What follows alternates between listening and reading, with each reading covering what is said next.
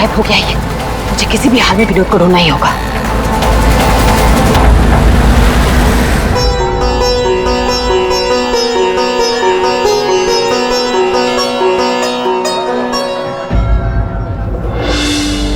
अरे प्रीति बेटा, ये विनोद कहाँ चला गया? तुम्हें कुछ बोल के गया है क्या? नहीं बाबा। अजीब लड़का है, गणपति के दर्शन करवाने खुद लेकर आया जिद करके और खुद ही गायब हो गया। अब बाबा आप शांत हो जाइए। जाओ देखो मैं अभी जाके देखती हूँ। हाँ जाओ।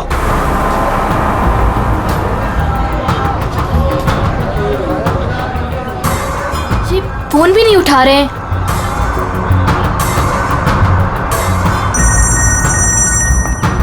बाबा।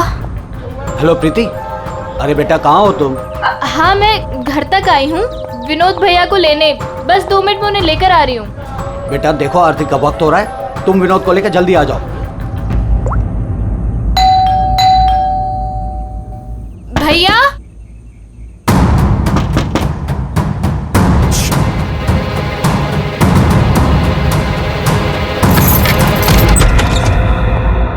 भैया। भैया।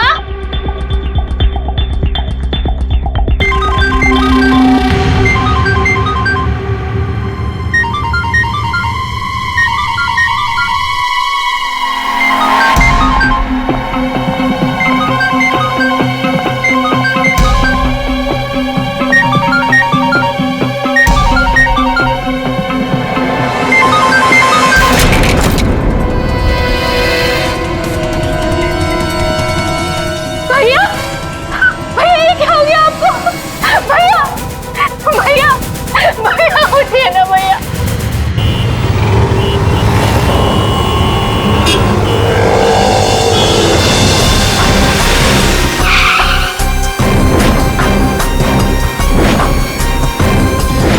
तो आप सब लोग गणपति दर्शन के लिए पंडाल गए थे, जहाँ से विनोद ने आप में से किसी को कुछ बताया नहीं और वहां से चला गया। जी।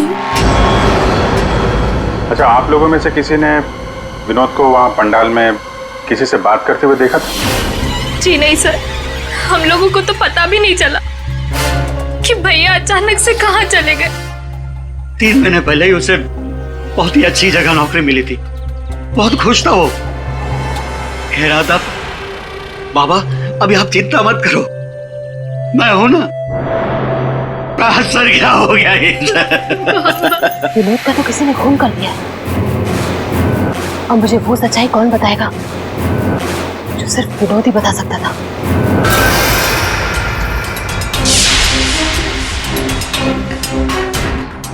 सर सीने में घाव का निशान, देखकर लगता है कि गोली लगी, लेकिन अजीब बात यह है कि गोली शरीर से बाहर निकली नहीं, शायद अंदर ही रह गई। तो प्रीति के यहाँ आने से पहले कोई तो था जिसने विनोद पे गोली चलाई और यहाँ से भाग गया। हम अगर अंदर आया कैसे? ये दरवाजा तो प्रीति ने खोला था, कोई फोर्स एंट्री का निशान भी नहीं है। उन्हीं अंदर आया कैसे? 10 मिनट।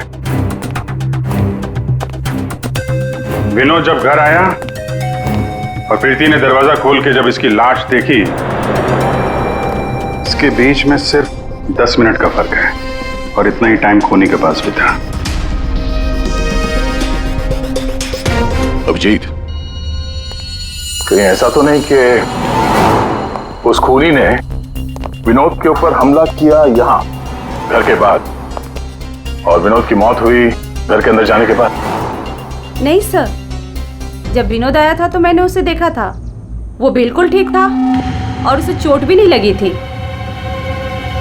तो आखिरी बार विनोद को आपने देखा था? शायद। आप कौन है? अब ये इनकी पड़ोसन है। और आप कौन है? मैं सपना, प्रीति और विनोद की दोस्त। सर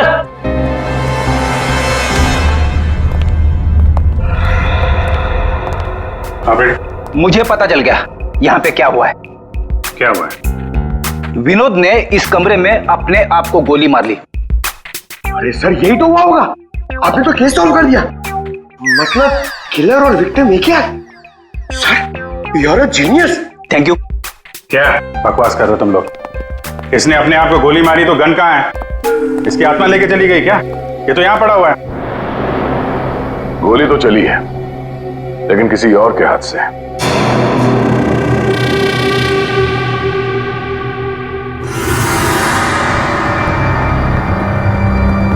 इसकी उंगली तो चली हुई है। आसपास देखते हैं।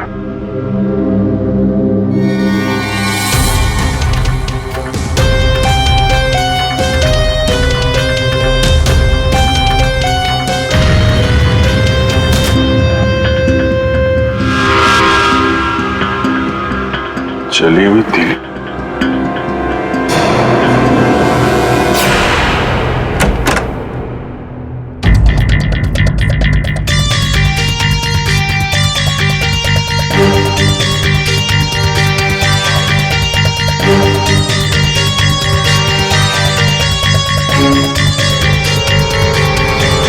क्या? कागज जलाए गए हैं। शायद इस विनोद ने जलाया होगा, तभी उसकी उंगली जल गई। है क्या इस कागज में? बॉस, जिस गोली को आप लोग तलाश कर रहे हो दरअसल यहाँ छिप करके बैठी है। ये देखो, विनोद के सीने में जाकर के अटक गई है। जिस गोली से विनोद की मौत हुई है वो उसके शरीर से बाहर कहीं नहीं। जहां विनोद की लाश मिली वहां पर कोई गन नहीं थी। एक बार ये गोली निकलेगी ना तो पता चल जाएगा कि कौन सी गन से गोली चली है और फिर क्या विनोद ने आत्महत्या की थी या फिर किसी ने विनोद को मार डाला। बिल्कुल बॉस, लेकिन अभी मैं आपको एक और जरूरी चीज दिखाना चाहता हूँ। एक जला हुआ कागज का टुकड़ा। काफी कुछ जल चुका है, लेकिन मैंने थोड़ा बहुत रिकवर कर लिया है, बचा लिया। इस पर कुछ खास लिखा हुआ है। TTH.ENT।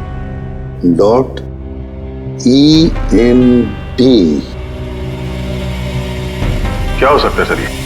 TTH.ENT एंटरटेनमेंट या फिर एंटरप्राइजेस? ये तो कोई कंपनी है जरूर, लेकिन एक बात समझ में नहीं आ रही है कि ऐसे क्या था खास इस कागज के टुकड़े पर जो विनोद इसे जलाकर मिटाना चाहता था।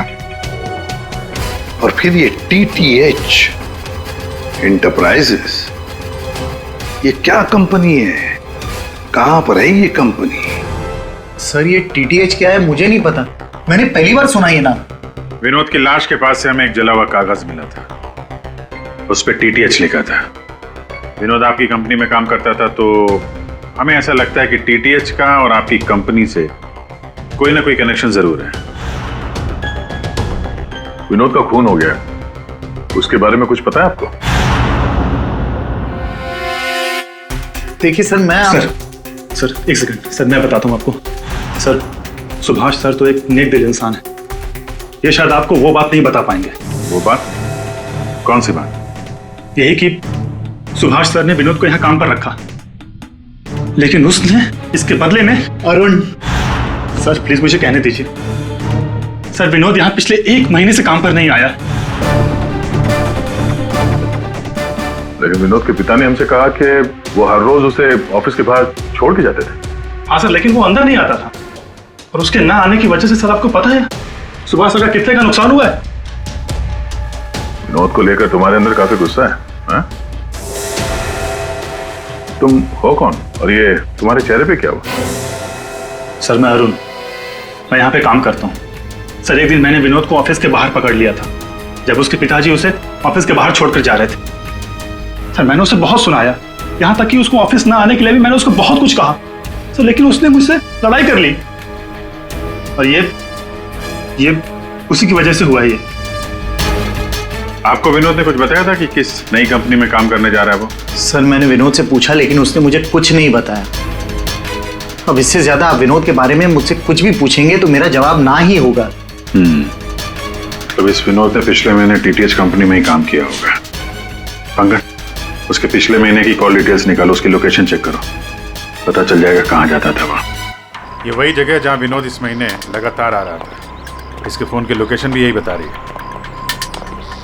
ये लो, वॉच पे तो दिन में ही सो रहा है, ड्यूटी का खाक करता होगा ये। उठ, अबे उठ।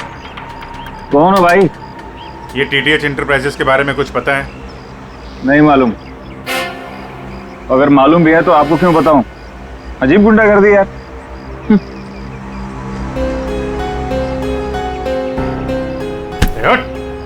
क्या है? सीआईडी से हम लोग। Sorry sir. ड्यूटी के वक्त सोता है? सॉरी सर, गलती हो गई सर। सर ये टीटीएच का ऑफिस इसी बिल्डिंग में। इसे पहचानते हो? साहब ये तो विनोद साहब हैं। ये टीटीएच कंपनी में काम करते हैं। कौन कौन काम करता है इस ऑफिस में? साहब और लोगों को तो नहीं पता, विनोद साहब को आते जाते देखा है मैंने। साहब कोई बात है क्या? कल एक मैडम आई थी, विनोद साहब के बारे में पूछताछ कर रही थी, और आज आप लोग आए हैं। कौन? क्या नाम है, कुछ मालूम है? हमने उनका नाम तो नहीं पूछा, लेकिन मैडम बहुत सुंदर थी। अच्छा, उस सुंदर मेम साहब का स्केच बनवा सकते हो? हाँ सर। पंकज, स्केच आर्टिस्ट को बुलवाओ। विनोद साहब की ऑफिस का डुप्लीकेट चाबी तो होगी ना तुम्हारे पास? हाँ सर। लो। ड्यूटी के वक्त सोना नहीं, समझे? अब नहीं सोऊंगा साहब। ये गार्ड कुछ अजीब सा बिहेव कर रहा था।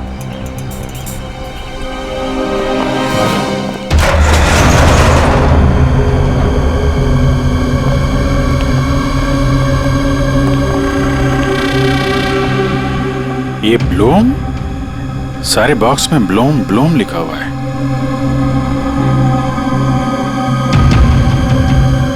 है क्या इस बॉक्स में?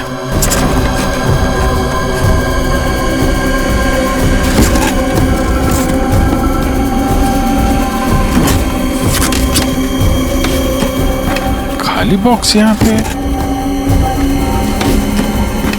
दे, ये देखो, कैप्सूल्स।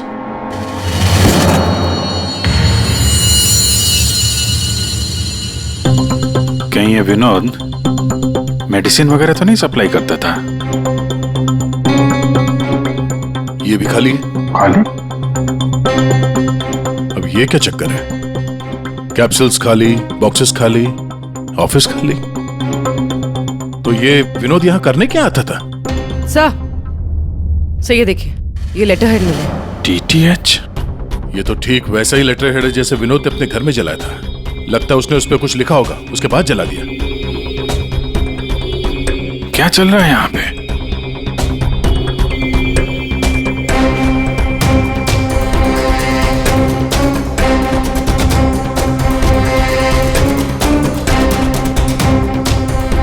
सर?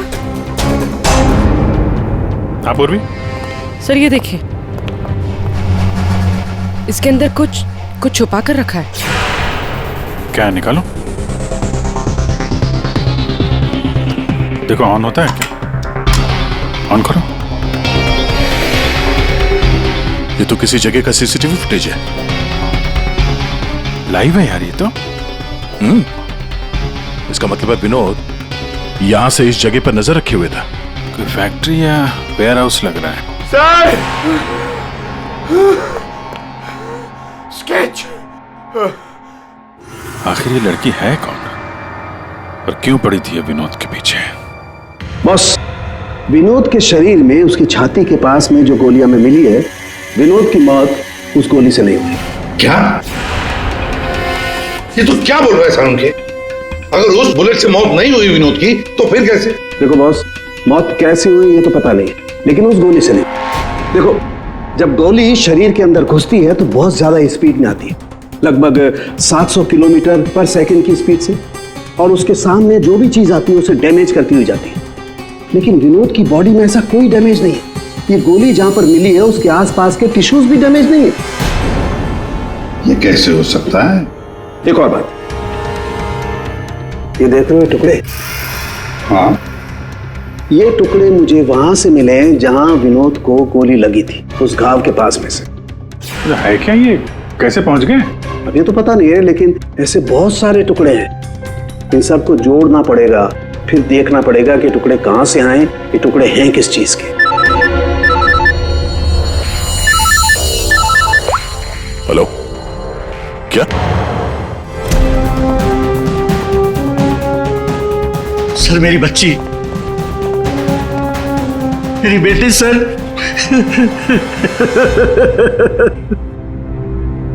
आपकी बेटी प्रीति कब गायब हुई?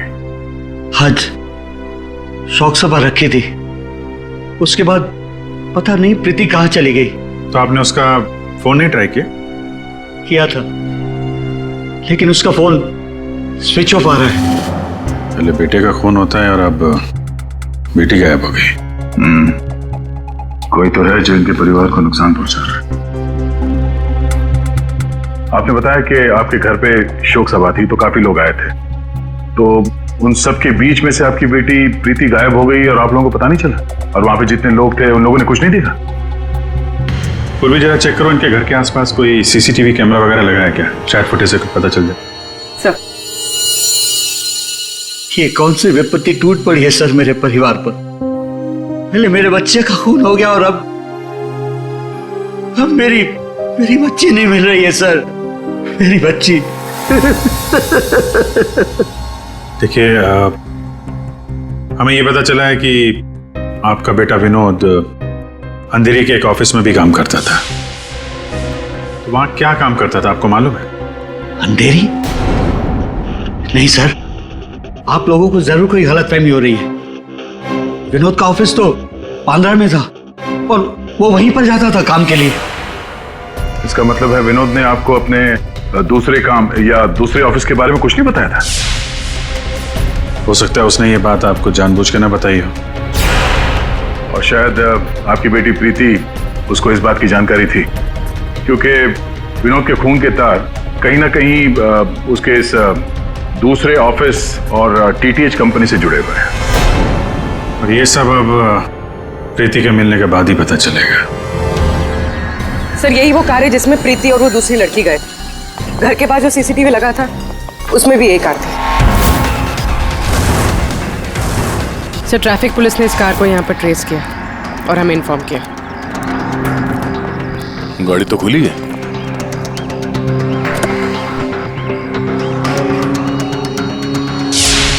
ओह नो, डैशबोर्ड पे खून है। सर, हो सकता है प्रीति के साथ हाथापाई हुई हो और ये खून उसी का हो। बड़ी अजीब जगह है सर, हो सकता है कि प्रीति को यहीं कहीं आसपास रखा हो।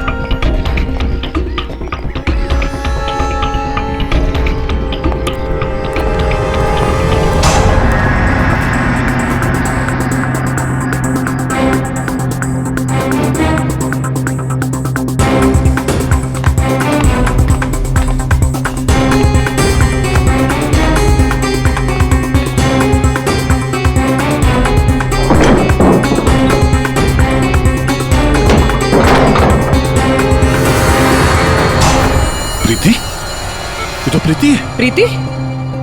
प्रीति? यहाँ तो कोई भी नहीं। प्रीति? प्रीति? प्रीति?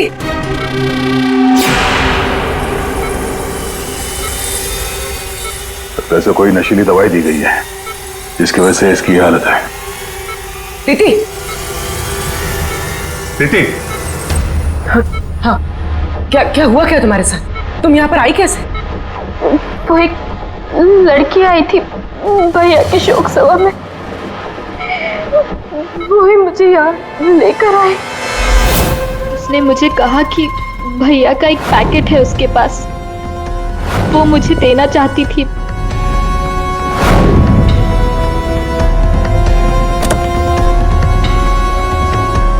वो पीछे रखा है। अंकल, तो वो स्केच दिखाना इसको। ये लड़की थी वो? हाँ, ये वही लड़की है। मेरे हाथ। तुम्हारे हाथों ने काम करना बंद कर दिया है और फिर धीरे धीरे तुम्हारा ये सारा शरीर पैरालाइज्ड हो जाएगा। तुम्हारी जान बच सकती है, लेकिन उसके लिए तुम्हें मुझे ये बताना होगा कि विनोद का पार्टनर कौन था। मैं भैया को फोन पर बात करते थे, वो सुना था। ये विनोद का साथी कौन है? कहीं इस पूरे साजिश में विनोद का ये साथी भी शामिल तो नहीं? तो वो औरत विनोद के पार्टनर को क्यों ढूंढ रही थी? तुमने बताया कि विनोद ने किसी फैक्ट्री के बाहर उसके साथी को मिलने के लिए बुलाया था। तो कहीं ये वही जगह तो नहीं जो हमने सीसीटीवी फुटेज में देखा था उस विनोद के लैपटॉप में? तो विनोद उस आदमी से फोन पे बात कर रहा था, तो तुमने कुछ सुना था? कुछ याद आता है? कोई नाम, कोई जगह का नाम? हाँ, कोरेगांव का नाम लिया था। कोरेगांव। पंकज, सीसीटीवी फुटेज में जो जगह देखी थी हमने, वो कोरेगांव में हो सकता है। ढूंढो। फैक्ट्री, ये लड़की और अब विनोद का साथी, केस तो उलझता ही जा रहा है। एक बार उस जगह के बारे में पता चल जाए, अपने आप सुलझ जाएगी। पूर्वी, इसको हॉस्पिटल ले जाओ। सर, ये केस तो काफी टेढ़ा है। एक के बाद एक नए चेहरे सामने आ रहे। असली खूनी कौन है इसका तो पता ही नहीं चल रहा। पहले इस विनोद का खून कर दिया जाता है, वो भी एक बंद घर के अंदर। ना कोई गवाह, ना कोई सबूत। इस विनोद के बारे में पता करते हैं तो यह पता चलता है कि वो एक नहीं, दो नौकरियां करता है और इसके घर वालों को उसके बारे में कुछ नहीं पता। और ये अपने दूसरे ऑफिस से किसी फैक्ट्री पर नजर रख रहा था। और सर, ये लोग? ये सारे लोग इस पूरी साजिश का हिस्सा हो सकते हैं, पर असली खूनी अभी भी हमारी पहुंच से बाहर है। और ये वॉचमैन उसी बिल्डिंग में विनोद ने पिछले 1 महीने से ऑफिस ले रखा था और इसे कुछ नहीं पता। विनोद ने पैसे देकर मुंह बंद कर दिया था इसका। और सर, ये अरुण, इसकी तो किसी छोटी सी बात को लेकर विनोद से हाथापाई भी हुई थी। बात मारपीट तक पहुंच गई थी। और ये सुभाष, विनोद की पहली कंपनी का मालिक। 1 महीने से विनोद ऑफिस नहीं जा रहा था, पर इसे कोई फर्क नहीं पड़ता। और अब ये गुमशुदा पार्टनर जिसे ये लड़की ढूंढ रही है, जिसे किसी ने नहीं देखा। और विनोद के इस दूसरे ऑफिस के बारे में ये गुमशुदा साथी किसी को कुछ पता होगा। और यह भी हो सकता है कि यह गुमशुदा पार्टनर विनोद का असली खूनी हो। अभी हमारे एक सवाल का जवाब नहीं मिला है। विनोद का खून किया क्यों गया होगा? मुझे लगता है अपने सारे सवालों का जवाब उस फैक्ट्री में है जिस पर विनोद सीसीटीवी कैमरे से नजर रखे हुए था।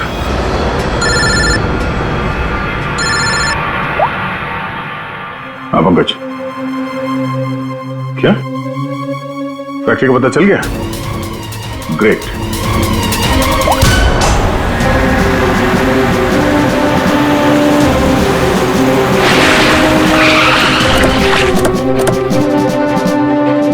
सर, ये फैक्ट्री कई दिनों से बंद पड़ी है सर।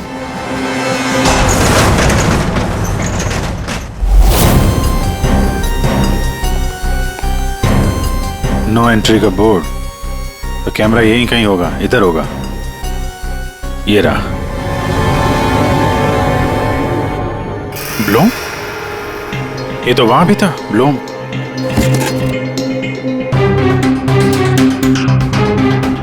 सर, ये तो वही कैप्सूल्स है जो हमें विनोद के ऑफिस में दिखे थे।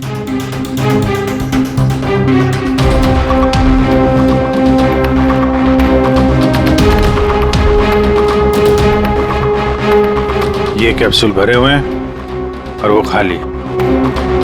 मतलब ये कैप्सूल यहां से वहां चक्कर काट रहे हैं। ये बॉक्सेस यहाँ पे आगे पीछे क्यों रखे हुए? जरा हटाओ इसे।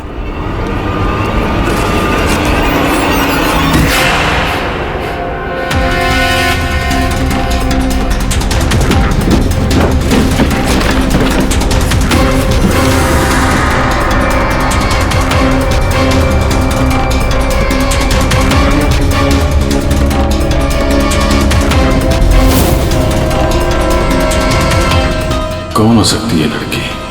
कहीं ये विनोद की पार्टनर तो नहीं? उस लड़की की मौत 48 घंटे पहले हुई है, सारों के साहब ने बताया। गोली मारी है उसे। आखिर उस फैक्ट्री में से है क्या कि विनोद 24 घंटे उस पर नजर रखता था, और अब इस लड़की की लाश मिलती है हमें वहां से, और वो दवाइयों की कैप्सूल अभी तक पता नहीं चला कि कैप्सूल के अंदर था क्या। सर उन कैप्सूल्स में जो पाउडर मिला है, कहीं ये सब उसके लिए तो नहीं हो रहा? मगर सिर्फ एक पाउडर के लिए कोई किसी की जान क्यों ले लेगा? ऐसा क्या है खास उस पाउडर में? पाउडर में क्या है वो तो बहुत जल्द पता चल जाएगा। एसीपी साहब जमे हुए हैं सारुंके साहब की लैब में।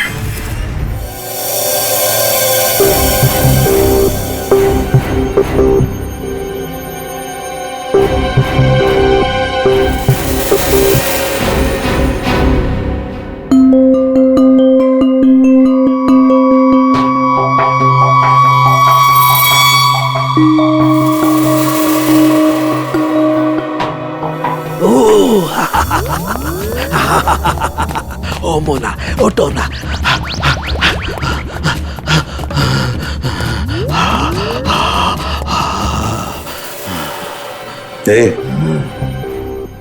सारुंके, क्या हुआ बे?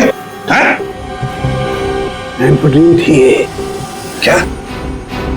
ये एक तरह की नशीली दवाई है। ओ, तो ये बात है। और ये देखो, ये इसकी पैकेजिंग एकदम असली है। तेरा कहने का मतलब है कि नकली दवाइयां असली पैकेजिंग में है? और हाँ, याद आया, तुम पूछ रहे थे ना विनोद उस गोली से क्यों नहीं मरा जो उसके सीने में थी। हाँ, मैंने पता कर लिया है बॉस, वो उससे क्यों नहीं मरा। ये देखो, दरअसल विनोद एक सिक्योरिटी गार्ड था। जिस टाइम वो सिक्योरिटी गार्ड था 6 साल पहले वहां पर एक रॉबरी हुई। रॉबरी में इसे गोली लगी। डॉक्टर ने ऑपरेशन किया लेकिन गोली अंदर ही रहने दी। गोली निकालता तो विनोद की जान को खतरा था। यार सारुंके, फिर वही सवाल, अगर विनोद इस गोली से नहीं मरा तो फिर मरा कैसे? पर हाँ बॉस, याद है मैंने आपको कुछ सफेद सफेद चांदी के टुकड़े दिखाए थे। हाँ बॉस, मैंने उस सारे टुकड़े जोड़े, ये देखो, ये बना। यार सारुंके, ये तो कोई चांदी का सिक्का लगता है, सिल्वर कॉइन नहीं है।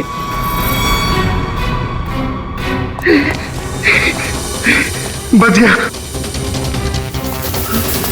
फैक्ट्री का मालिक सर यहाँ पे आने के लिए राजी नहीं था। अपने तरीके से समझाया तो मान गया बेचारा। देखिए सर, ये गलत है। मेरा हाथ नहीं हिल रहा, गर्दन नहीं मुड़ रही। ये कोई तरीका नहीं है समझाने का। अब ना समझ को दया इसी तरह से समझाता है, समझे?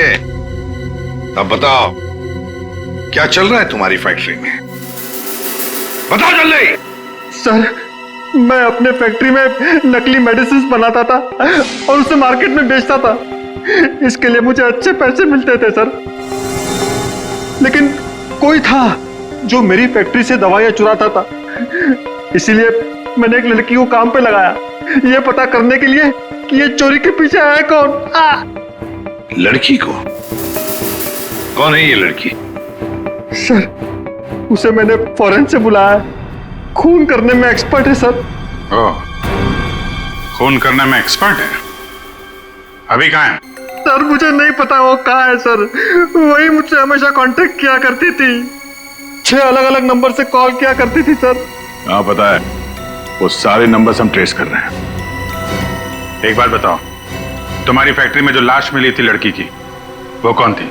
सर, वो बॉडी रिया की थी और वो मेरी फैक्ट्री में काम करती थी। वो किसी विनोद नाम के आदमी की मदद कर रही थी मेरी फैक्ट्री से दवाइयां चुराने के लिए। और ये बात उस किलर लड़की को मालूम पड़ गई और उसने रिया को मार दिया सर। सर, विनोद की साथी रिया हो सकती है। नहीं पंकज, विनोद की वो गुमनाम साथीदार रिया नहीं है। क्यों सर? क्योंकि जो लड़की विनोद के साथीदार की तलाश में है, उसने रिया को 2 दिन पहले मारा और इस प्रीति को आज ही किडनैप किया। अगर ये रिया विनोद की पार्टनर होती तो ये लड़की प्रीति से विनोद के उस जोड़ीदार के बारे में नहीं पूछती। मतलब सर, वो लड़की अभी भी विनोद के साथी की तलाश कर रही है? सर वो किलर लड़की ने जो 6 अलग अलग नंबर से इस विवेक को कॉल किए थे, उनमें से सारे नंबर्स ऑफ आ रहे थे, लेकिन अभी अभी एक नंबर एक्टिवेट हुआ है, सिर्फ 1 मिनट के लिए। तो फिर जरूर इस लड़की ने किसी के साथ बात करने के लिए ये नंबर ऑन किया है। 1 मिनट तो काफी है हमारे लिए ट्रेस करने के लिए। लग जाओ काम पे पूर्वी।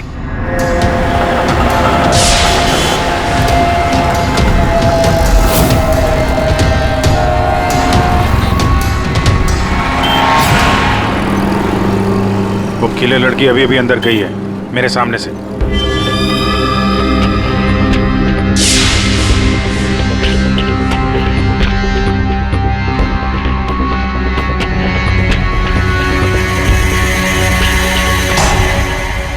गणपति बप्पा मंगल मूर्ति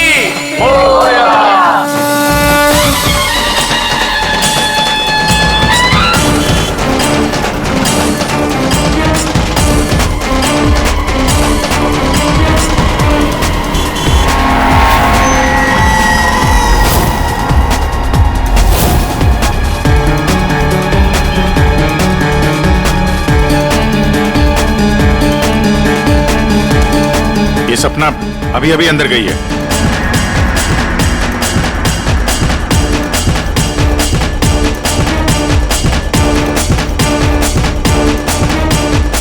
ये तो वही है, विनोद की दोस्त।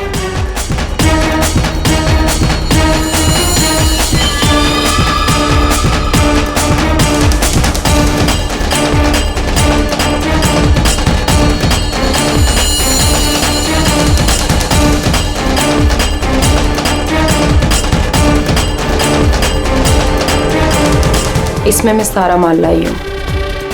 मैं खरीदने से पहले चेक करती हूँ।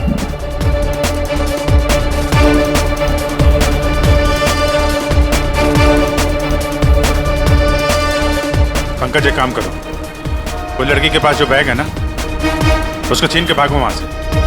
अरे सर ये क्या कह रहे हैं आप? बैग लेके भागूंगा तो किलर बाद में मारेगी, पब्लिक पकड़ के मारेगी मुझे। जितना कह रहा हूं उतना करो। बैग छीनो और भागो वहां से जल्दी। मुझे पैसे दो ताकि मैं यहाँ से जा सकूं। अरे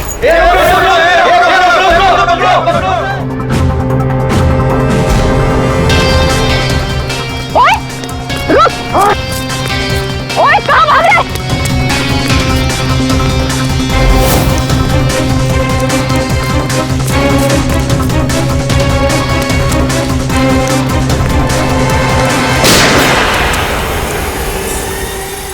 अबे ओ घोचू, चल चल वापस कर, जल्दी कर। छोड़ कर।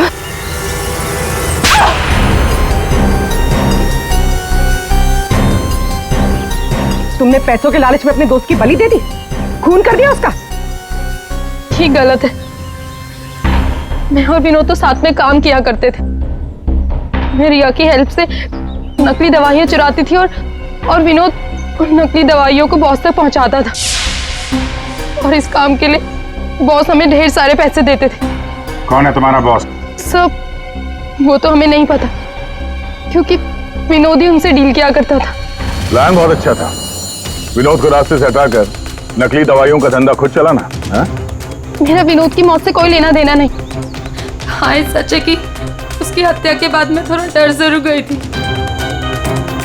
और इसीलिए जितना भी माल मेरे पास बचा था सबको बेचकर मैं ये शहर छोड़ना चाहती थी, और इसीलिए मैं यहाँ पर आई थी। और तुम तो मौका ढूंढ रही थी ना विनोद को मारने का, इसीलिए रखा गया था ना तुम्हें? नहीं सर, विनोद को मार के मुझे क्या मिलेगा? बल्कि मैं तो विनोद से वो चुराई गई दवाइयों के बारे में भी नहीं पूछ पाई, उससे पहले उसका खून हो गया। अच्छा, तुमने नहीं मारा, तुमने भी नहीं मारा, तो अपने आप मर गया वो। आपने हमें यहाँ क्यों बुलाया सर? क्योंकि आप सबके पास विनोद को मारने का एक कारण है, और उसके लिए आप विनोद का खून कर सकते हैं।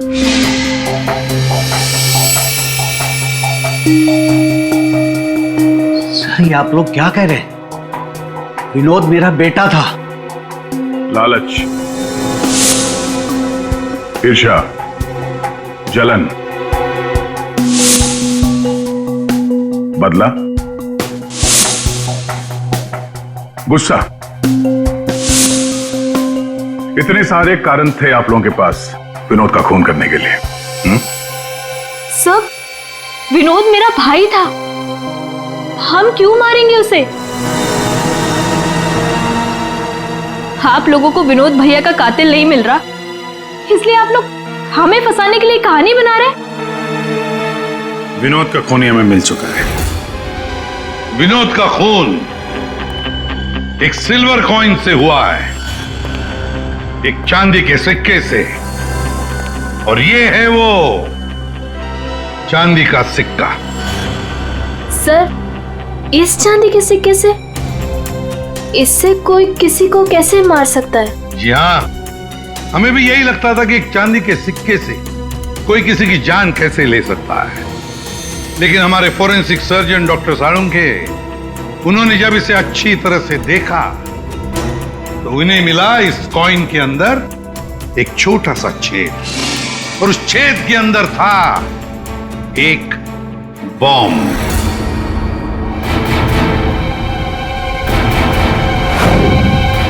और इस बॉम्ब को एक सर्किट से जोड़ दिया गया था, और जब विनोद को ये कॉइन मिला तो उसने अपनी शर्ट के ऊपर वाली जेब में रख लिया था। कुछ देर बाद विनोद का मोबाइल फोन बजा। जैसे विनोद ने अपना फोन उठाया, यहां पे रखा हुआ ये बॉम्ब फट गया। मतलब साफ है, जिस किसी ने भी ये सिल्वर कॉइन विनोद को दिया था, खूनी वही है।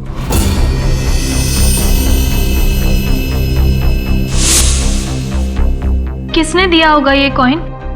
सर, कौन है खूनी? खूनी आप सब में से कोई एक है। वैसे भी यहां पे जितने लोग मौजूद हैं, आप सबको विनोद जानता भी तो था।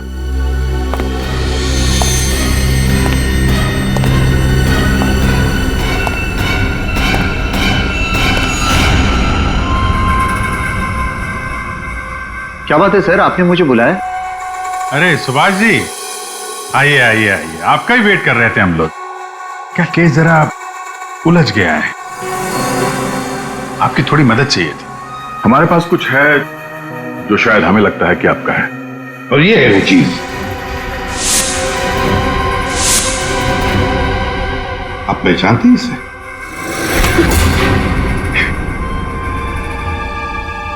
विनोद को तो तुमने ये सिल्वर कॉइन गिफ्ट किया, रिटर्न गिफ्ट भी ले जाओ।